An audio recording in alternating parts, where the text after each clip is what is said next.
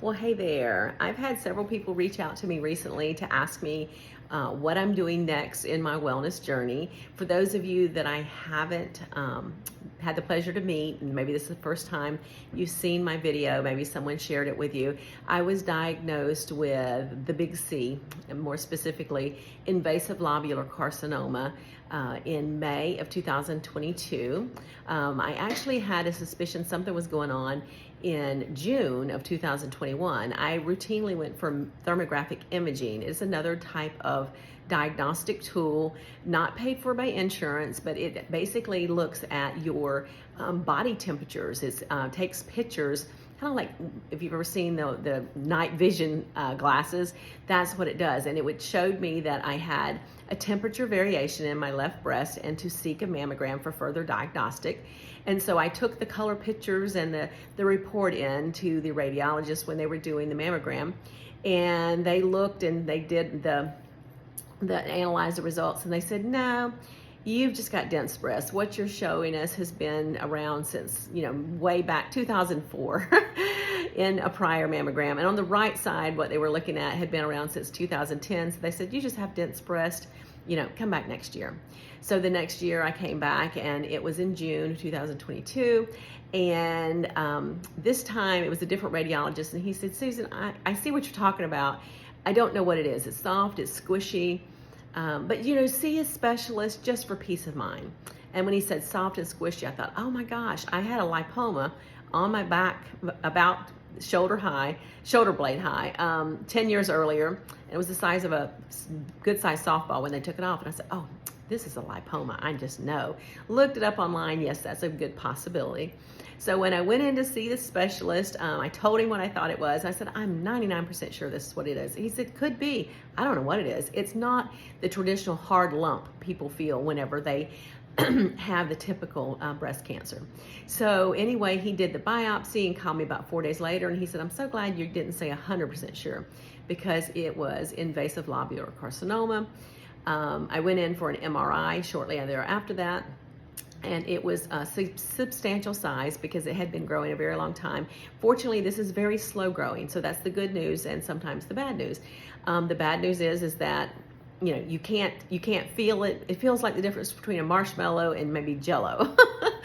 So it's very hard to diagnose, and so a lot of times when women finally are diagnosed, it's fairly large. So mine was 9.4 centimeters, and they told me that chemo is not going to help it shrink it, and the only option at that point was a mastectomy.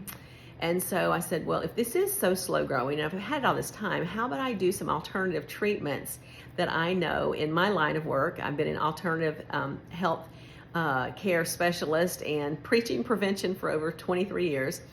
I said, can I take 6 months to see what I can do to shrink it? I think that kind of the threshold was that anything below 5 centimeters, maybe I could do a lumpectomy. And so anyway, I took the next 6 or 8 months to do all the wonderful treatments that I could think of and that I learned about: hyperbaric chamber, coffee enemas, infrared sauna. I became a vegan. I started juicing. So take about 120 supplements every day. It was expensive. A lot of it was nasty. And try apricot seeds if you want to know nasty. But I did it because I wanted to do my best to get this under wraps and not have to have a mastectomy. So as it turns out, I kind of had given myself till December to see what I could do, and I had shrunk it. But unfortunately, it was not to the point where I was going to be able to do a lumpectomy. So I said, you know what, if you're taking one, take them both. Because most people I talked to that did the lumpectomy or took off one breast, that down the road, they ended up with the other breast coming off too. Now, that's just my type of cancer. That's not all types of cancer. But I figured I didn't want to be lopsided and worry about it coming back later anyway. So I had the double mastectomy on March the 10th. Because it was in some of my lymph nodes, and I was very disappointed about that.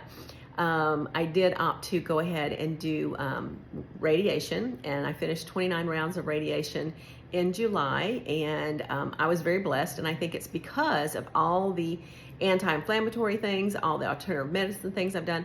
The double mastectomy really didn't, it wasn't fun, but it really didn't bother me like I thought it would. I didn't have the pain everybody else reports to have. I had full range of motion. I could wash my hair, do anything I wanted to, the next day when I came home from the hospital. So I don't want to say it was a breeze. I really did not want to be in radiation, but I didn't have the pain. I didn't have the burning. I didn't have the fatigue. And so I finished my 29 rounds and, got the heck out of there. And then today, the reason that I'm coming on to share with you is I had my labs done a month ago. And today I got the report back from my functional medicine doctor. And, I didn't even celebrate, really. Didn't want to celebrate when I finished radiation. But today, my labs came back 0 circulating tumor cells. It's a new test, and they're doing this. I think it's going to be in lieu of making everybody do PET scans every 6 months, because PET scans are expensive. They are they fill you full of sugar, and there's radiation, and so it's invasive. And so all of my cancer markers are in the well below normal range. But when Dr. Bergeron, my functional medicine doctor, when he told me that my circulating tumor cell count was 0, I cried, which all my friends know. I cry at Publix commercials. I'm sorry.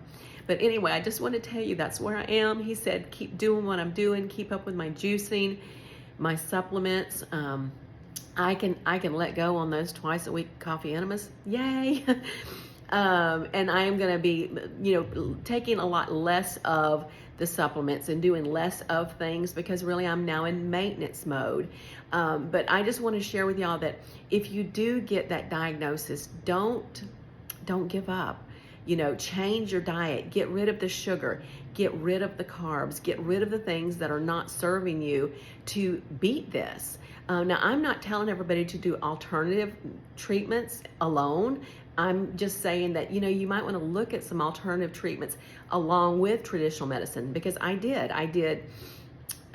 double mastectomy. I did radiation because my tumor is so slow growing, or the cancer type I have is so slow growing, that chemo wouldn't have made a huge difference. They said it 5% difference. If I did chemo, it would lower my risk of it coming back by 5%.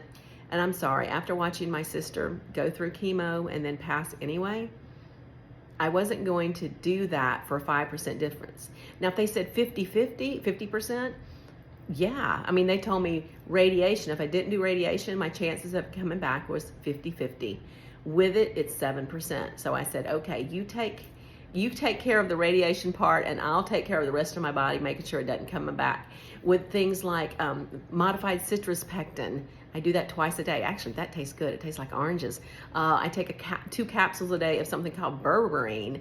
I take high dose melatonin, 180 milligrams of melatonin every day. So I have a lot of things that I've done. And if you want to reach out to me, I'll share with you what I did. Some things are very affordable. Other things are very expensive. When I went to my functional medicine doctor today, I got a mistletoe infusion. It's about 3 hours. It's an IV. And then I pick up 12 shots each month. That was $750. And to talk to the doctor and get my reports were $250. So I spent $1,000 today. But you know what? That's the best $1,000 I've spent in a long time. So I just want to share with y'all, I'm doing great.